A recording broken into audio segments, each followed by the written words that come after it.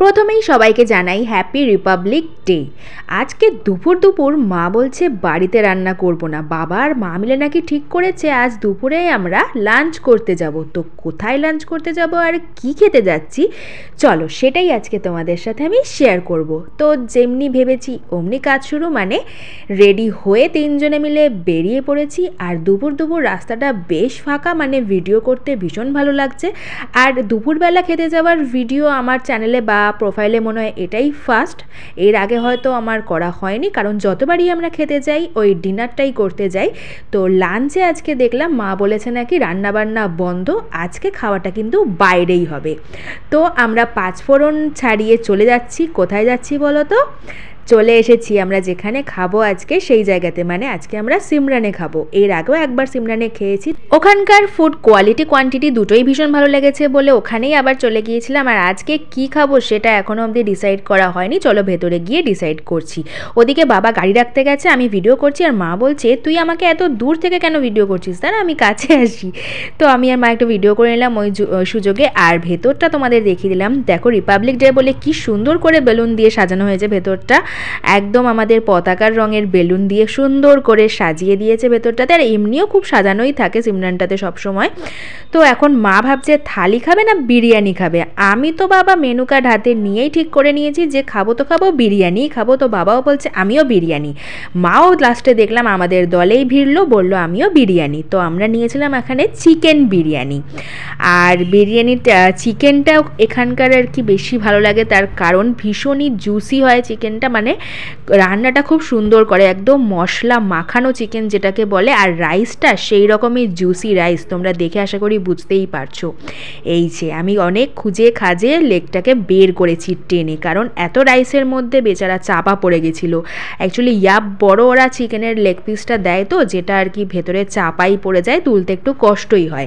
তারপরে তো আলুটাকে আমি খুঁজতে লেগেছি, দেখছি আলু বাবাজি এতই নরম হয়ে গেছে যে অর্ধেক ভেঙে আমার হাতে আসছে। তারপরে মোটামুটি গোটা করে ওটাকে দেখানোর চেষ্টা করলাম তোমাদের। এরপরে খাবার পালা, তো ভাবলাম যে আমি পরে খাই, আগে বাবা মার খাওয়াটাই দেখাই। বাবা ওদিকে খাওয়া অলরেডি স্টার্ট করে দিয়েছে, চিকেনের লেগ পিসটা বার করে রেখেও দিয়েছে। মা তোমাদেরকে একটু লেগটা সুন্দর করে দেখিয়ে দিল, মানে ওটা আমি আবদার করলাম যে লেগটা একটু তুলে সবাইকে দেখাও। তারপরে এবারে খাওয়া দাওয়া শুরু, কারণ এই যে শীতকাল খাবার দিতে না দিতেই হয়ে যায় ঠান্ডা। মানে বিরিয়ানি এত গরম ছিল, দেওয়ার সাথে সাথেই ঠান্ডা হয়ে যাচ্ছিল। ওদিকে বাবা একটুখানি স্যালাডটা সার্ভ করে দিচ্ছে আর আমি খেতে শুরু করে দিয়েছি।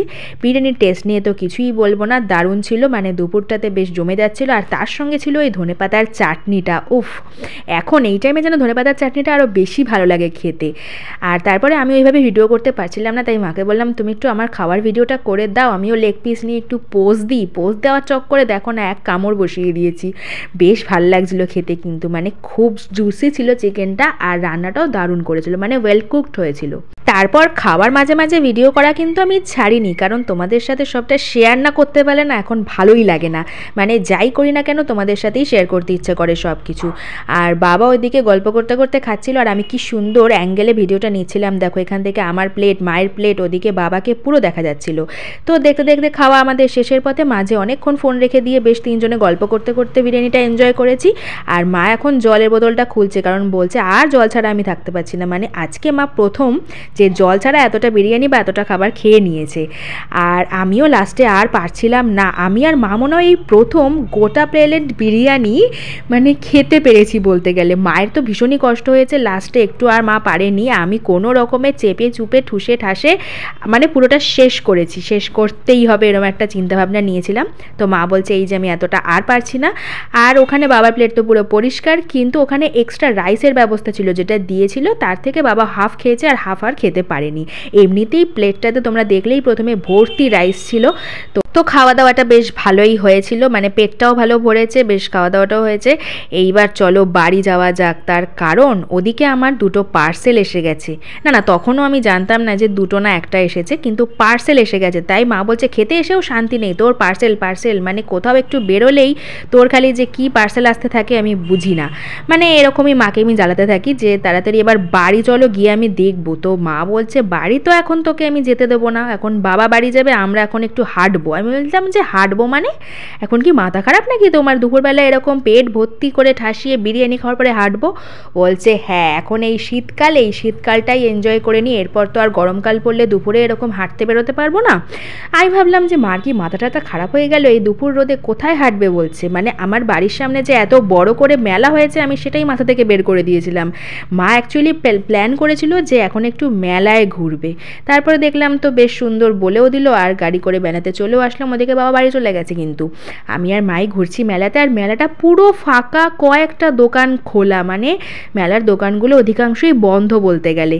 তো যেখানে মানে যেই দোকান খোলা ছিল সেই সাজাগোজা জিনিসের দোকান। মা চলে আসলো এই পলা দেখতে, মানে পারলে তখনও কিনতো, যেহেতু ওই কালারটা বা ওই সাইজটা নিয়ে সমস্যা হচ্ছিলো সেই কারণে মা আর নেয়নি, আমিও কিন্তু নিইনি। মানে তোমরা হয়তো ভাবতে পারো মায়ের নামে বদনাম করছো, এদিকে নিজে তো বেশ সুন্দর দেখতে ছাড়ছো না। না, আমি শুধু দেখছিলাম, এই চুড়িটা একটু পরে দেখলাম।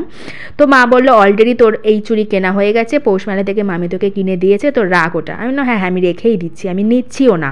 আমি যে দেখলেই কিনতে লাগি তা তো নয়, মা তো যেমন দেখলেই কিনতে লাগে। না বদনাম করছি না, আমিও কিনি। এদিকে আংটিগুলো বেশ সুন্দর লাগছিলো, মানে জিনিসগুলো কিন্তু খুব সুন্দর সুন্দরই আছে মেলাতে। কিন্তু না, কিনবো না এখন কিছুই, ওই টুকটাক ঘুরে একটু হেঁটে হেঁটে বাড়ি চলে যাব। আর তোমাদেরকে দেখাবো যেখানে সন্ধ্যাবেলা মেন প্রোগ্রামটা হয়, মানে একটু সন্ধ্যা হলেই যেখানে পা রাখার জো থাকে না, সেই জায়গাটা কত সুন্দর এখন ফাঁকা, চেয়ারগুলো পুরো ধুধু করছে একদম ফাঁকাতে। আর স্টেজে সব ওই মিউজিকের সব মানে কি বলে প্র্যাকটিস চলছে, কোনটায় কীরকম সাউন্ড ফাউন্ড হচ্ছে না হচ্ছে সেই সবই হচ্ছিলো। আর চারিদিকটা পুরো ফাঁকা ফাঁকা ছিল, কারণ আর বেশ মানে 1 ঘন্টা 1.5 ঘন্টা পর থেকেই ভিড় শুরু হয়ে যাবে। মা সেটাই বলছে যে এখন এত ফাঁকা, এরপরে আর পা রাখা যাবে না। এই 10টা দিন যেন বাড়ির সামনেটা আরও বেশি জমজমাট হয়ে যায়, আর এত ভিড় হয় মেলাটাতে কি বলবো, খুব ভালো লাগে। এই একটাই মেলা যেটা আমার খুব পছন্দের। চলো আর পারছি না, এবারে বাড়ি গিয়ে একটু রেস্ট নিই। আর হ্যাঁ, কি পার্সেল আসলো সেটা দেখতে হলে তোমাদের কিন্তু ফলো করতে হবে আমাকে।